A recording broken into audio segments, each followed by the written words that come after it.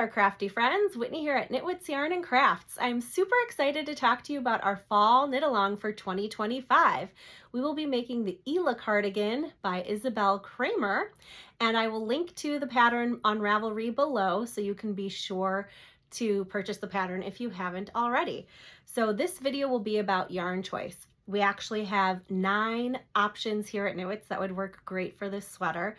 I'm going to talk a little bit about each of them.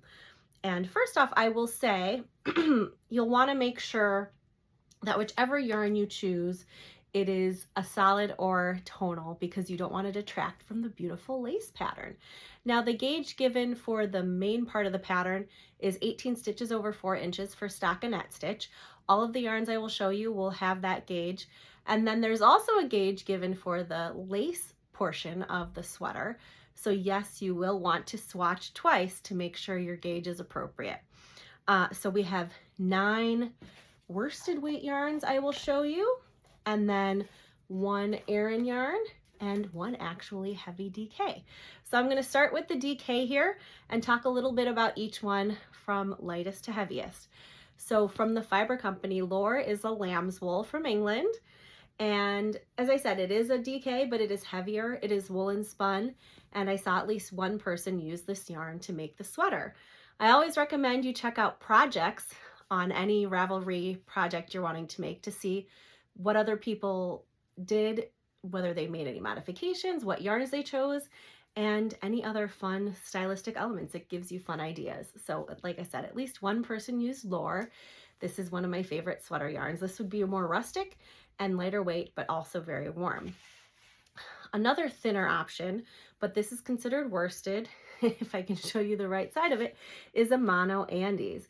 This is a brand new yarn, and it is 60% alpaca and 40% Patagonian wool. It is woolen spun also, and it is very rare to find woolen spun yarns that have alpaca.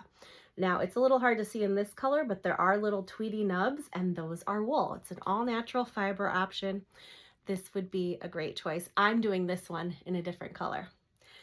Next is Malabrigo Seis Cabos. This is a light worsted 100% merino yarn. It is called Seis Cabos because it is 6 tightly spun plies to make this bouncy and round yarn.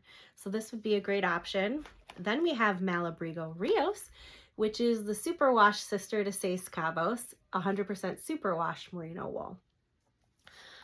So both would be great options. Next, we have Cumbria from the Fiber Company. This is a beautiful blend of Massam and merino wools with mohair. So you can probably see the little halo there. This would really make a cozy, warm sweater. And next we have a classic Cascade 220. This is 100% Highland wool from Peru. It is soft, it is durable, squishy, and comes in lots of lovely, mostly heathered colors. And then for a little more budget-friendly option, we have Barocco Vintage.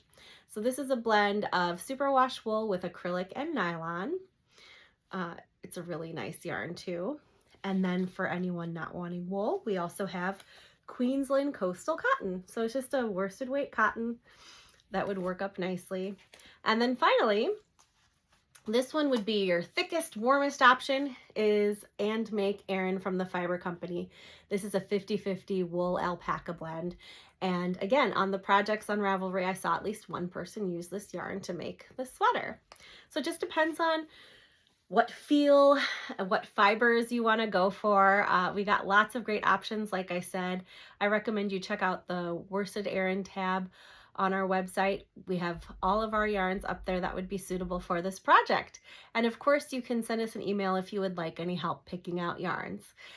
Stay tuned for more videos about our upcoming Fall 2025 knit along.